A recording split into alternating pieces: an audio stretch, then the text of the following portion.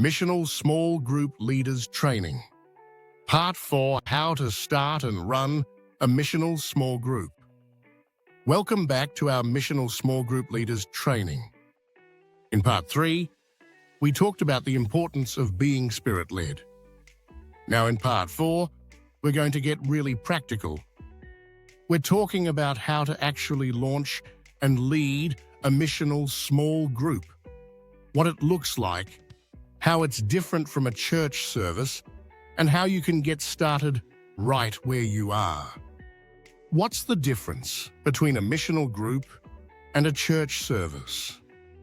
Let's start here, because both are valuable, but they serve different purposes. You can think of a missional small group like a campfire, warm, inviting, relational. It's simple, flexible, and focused on reaching people who may not come to a traditional church service.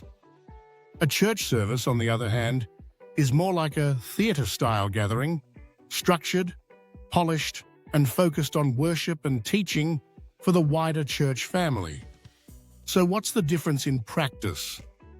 Missional small groups are relational and outward focus, usually meet in homes, cafes, or public places, include food, conversation, prayer, and shared scripture, are designed for multiplication and mission.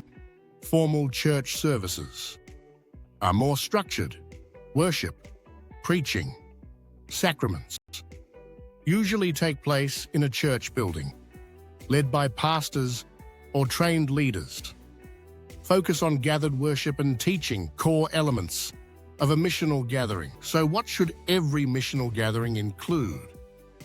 Here's what we've found essential. Prayer. Keep Jesus at the center from the beginning. Relationships, real friendships, not just polite small talk. Scripture. Engage it together through discussion, not just preaching. Shared life. Eat together. Share your homes. Be generous. Local mission. Serve the neighborhood and community you're in. Multiplication. Always be thinking, who can we equip and send? Step-by-step guide to starting a missional group. Let's walk through the process together. These are the steps you can follow to build something meaningful and sustainable. Start with prayer and a clear vision. Ask yourself, who are we trying to reach? What does success look like in God's eyes? It's not just about how many people come. It's about whether people are becoming disciples, followers of Jesus, and your community is being transformed. Start praying regularly for your street, your neighbors, or your workplace. Engage the community and find people of peace. This just means get out there. Take walks, visit local spots, volunteer, or attend community events. Look for people who are open, friendly, and welcoming. Jesus called them people of peace. These are the ones who might invite you deeper into the community. Gather a core team. Don't go it alone. Find others who share the same heart for mission. Pray together. Spend time in your community. Start living the rhythm before launching anything official. It's not about how many.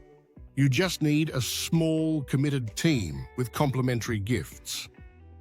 Decide on your gathering rhythm. Keep it relational. Don't overplan. One, eat together. Meals build connection. Share stories where you've seen God at work. Read and discuss scripture, short, real, and interactive. Pray for each other and your neighborhood. That's it. No production needed. Make it easy for people to belong, even before they believe. Be warm, inclusive, and down to earth. People feel the love of Jesus when they feel welcomed and accepted. Make mission Part of the culture, your gathering is not just about meeting, it's about living on mission.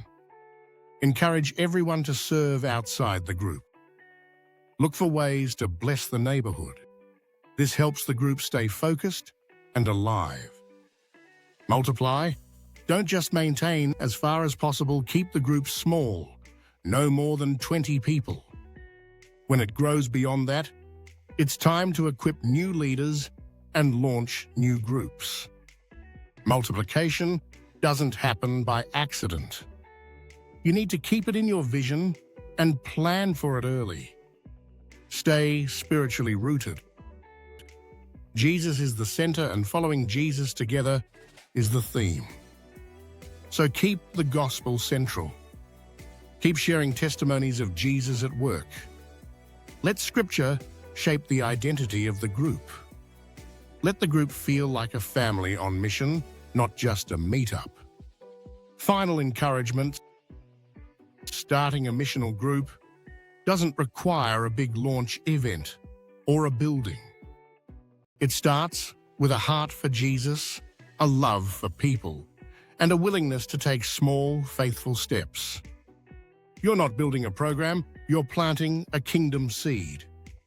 And with God's help, it will grow, multiply, and bring life to your community.